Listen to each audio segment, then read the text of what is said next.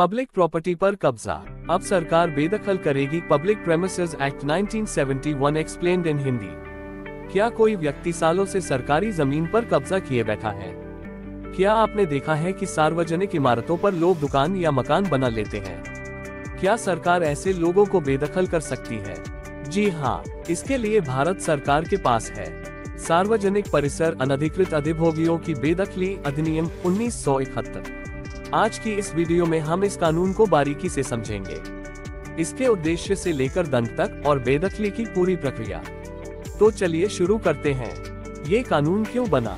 Purpose of the act. Bharat में अक्सर देखा गया कि लोग सरकारी इमारतों, जमीनों, रेलवे स्टेशनों, सरकारी दफ्तरों, बंगलों आदि पर अनधिकृत कब्जा कर लेते हैं। इससे सरकारी संपत्ति का दुरुपयोग होता है, जनता के हित बाधित होते हैं और सरकारी कार्यों में बाधा आती है।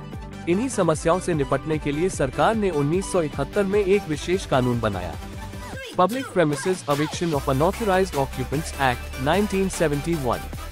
क्या है public premises? What is public premises? Public premises का मतलब है ऐसी संपत्तियां जो सरकार के स्वामित्व में हो, जैसे केंद्रीय सरकार की भूमि या भवन, पीएसयू कंपनियों की संपत्ति जैसे भेल, ओएनजीसी, एसबीआई, संसद सदस्य बंगलो, रेलवे स्टेशन परिसर, एयरपोर्ट अथॉरिटी की भूमि, केंद्र सरकार के अधीन स्कूल, कॉलेज, हॉस्टल इत्यादि। कौन हटाएगा कब्जा? Who has authority? इस अधिनियम के तहत सरकार स्टेट ऑफिसर की नियुक्ति करती है। यह एक अधिकृत अधिकारी होता है जिसके पास ये शक्तियां होती हैं: जांच करना, नोटिस जारी करना, बेदखली का आदेश देना, पुलिस की मदद से जबरन हटवाना, जुर्माना और हर्जाना तय करना। बेदखली की प्रक्रिया एविक्शन प्रोसीजर। अब जानते हैं कि अगर कोई व्यक्ति सरकारी जमीन या भवन पर कब्जा कर ले तो उसे कैसे हटाया जाएगा। कारण बताओ notice, show cause notice. State officer notice जारी करता है कि क्यों ना आपको बेदखल किया जाए। 3 से 15 दिन का समय दिया जाता है। सुनवाई, हियरिंग, व्यक्ति को अपनी बात रखने का मौका दिया जाता है। आदेश, एविक्शन ऑर्डर। यदि संतोषजनक जवाब नहीं मिला तो अधिकारी बेदखली का आदेश देता है। जबरन हटाना, यूज ऑफ फोर्स। निर्धारित समय में परिसर खाली नहीं करने पर पुलिस बल द्वारा जबरन कब्जा हटाया जा सकता है। हर्जाना और किराया, डैमेजेस और रेंट।